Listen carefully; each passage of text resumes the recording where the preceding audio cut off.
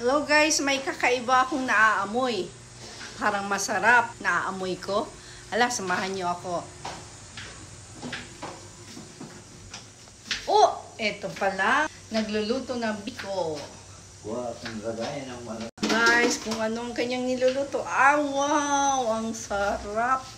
Ito ay yung malagkit na biko. Anong nilagay mo po dito, kuya? Baka yan na may asukal. Gata na may asukal.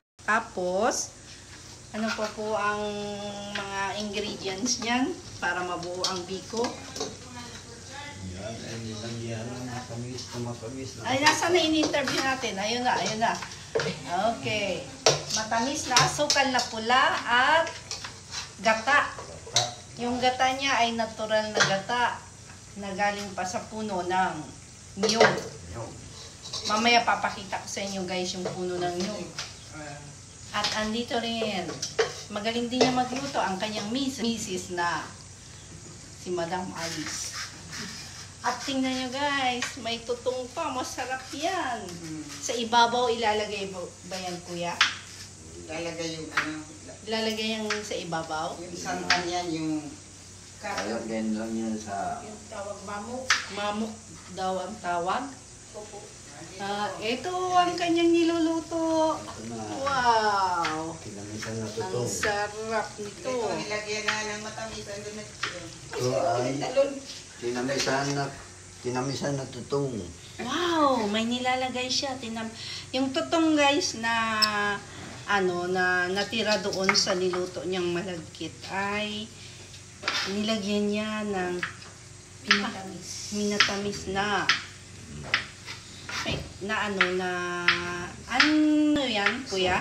Asukal, tapos gata. Yan. Tapos, ang gagawin niya, kakainin siyempre, no? kainin na. Wow, ang sarap!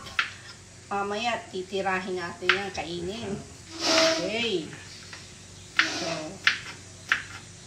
So, yun lang. Nagkakagulo na naman sila. Ngayong isa, sarap na sarap sa biko. Ano po ang lasa ng biko? Sarap! Masarap? Masiram daw. Ano po ang masasabi nyo? Ay, sa niluto? napakasarap. Delicious. Wow. Tikman nyo ito at hindi nyo makakalimutan ang Barangay Pag-asa. Wow! Salamat. Salamat po sa inyong magandang comment. Anong may sinasabi kayo? Masarap! Madam, natikman niyo na ba ang malagkit? Madam, natikman niyo na ang malagkit? Natikman ko ng malagkit. Super saya. Sarap. Saya. Super.